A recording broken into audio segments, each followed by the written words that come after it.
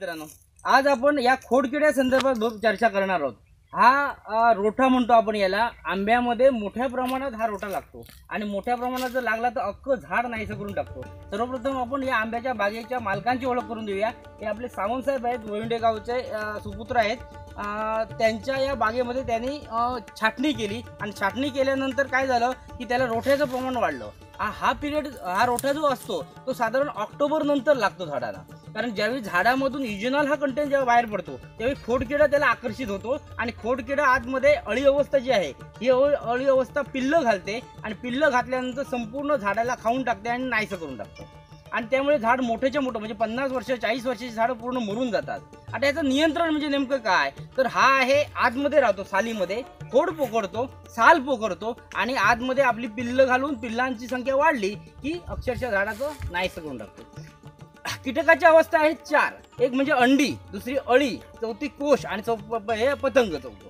म्हणजे अंडी अवस्था आपल्याला त्रासदायक नाही, पण अळी अवस्था जी आहे ही जी अवस्था खादाड आहे आणि ही खादाड अवस्था आहे ती अख्खं पोखरून सगळं साल खाऊन टाकते आणि एकदा सालीचं कॉन्टॅक्ट तुटलं की झाडाला खालून पाणी मिळत नाही वरती आणि त्यामुळे झाड उभ्याच्या उभं मरतो। हाच प्रकार काजूला लागतो, हाच प्रकार आंब्याला लागतो आणि ह्याच्यावर नियंत्रण जर आपल्याला करायचं असेल तर ह्याला नाहीसं करणं गरजेचं आहे आणि याच्यासाठी आपण गॅस पॉयझन करतो, गॅस पॉयझन देतो। त्याच्यातलं पहिलं गॅस पॉयझन आहे हे पेट्रोल।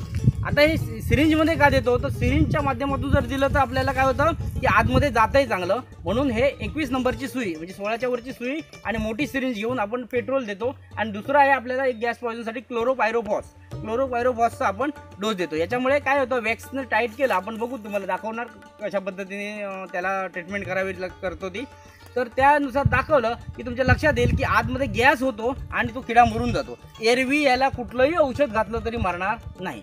ठीक आहे, स्टॉप। आपण बघणार नेमका रोटा कसा लागतो, रोटा म्हणजे नेमकं काय, रोट्याची लक्षणं काय, ते कसं बघायचं, झाडाचं वय कसं कमी करतंय आणि दुसरी गोष्ट त्याच्यावर उपाय काय।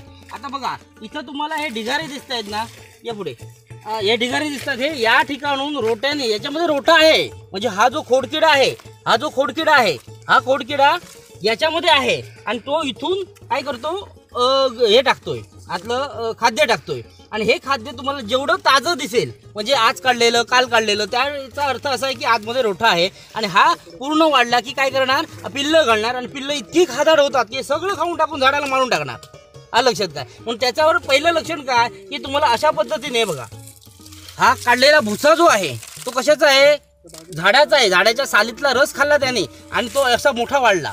आता हे जर वाढायचं, जर मोठ्या प्रमाणात वाढला तर नाहीसं करून टाकणार, हे आपल्याला माहीत आहे, बरोबर ना। मग याच्यासाठी आपण लक्षणं काय, तर पहिली गोष्ट जिथं खाल्लेलं आहे त्याच्यावरती, जिथं खाल्लेलं आहे इथून आता ढिगारा पडला आहे त्याच्यावरती आपल्याला खोदायचं आहे किंवा हे पटाशीच्या साह्याने आपण काढायचं। ओके, हे जवळ, ओके, हे त्याला ओके शॉर्ट बस। ज्यावेळी आपल्याला हे असं छिद्र दिसतंय, एक खाली छिद्र आहे आणि एक वरती छिद्र आहे आणि या दोन्ही छिद्रामध्ये आपल्याला काय करायचं आहे की क्लोरोपायरोफॉस जे आहे ते आतमध्ये सिरिंजच्या माध्यमातून भरायचं आहे। सिरिंज जेवढी जाईल तेवढं आतमध्ये घुसवायचं आहे बस। आणि हे सगळं झालं की आपल्याला पुढे वॅक्सने किंवा लांबीच्या साह्याने हे छिद्र बुजून काढायचं आहे। काय हा लक्षात काय, या पद्धतीने आपल्याला प्रत्येक झाडाला आपल्याला देण्यासाठी आपण पेट्रोलचा वापर करतो।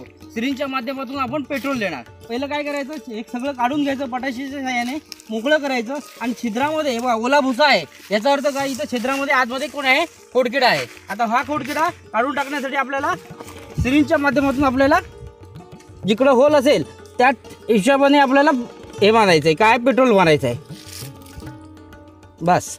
आता त्याला लांबीच्या साह्याने फक्त लगेच बुजवून टाकायचं, हा महत्त्वाचा विषय आहे, तरच गॅस आतमध्ये पसरणार बस। आता काय आलं, आतमध्ये असलेला किडा हा पूर्ण नाहीसा होणार म्हणजे मरणारच एवढं नक्की। त्यामुळे आपल्याला गॅस पॉयझनच्या साह्याने काय करायचं, हे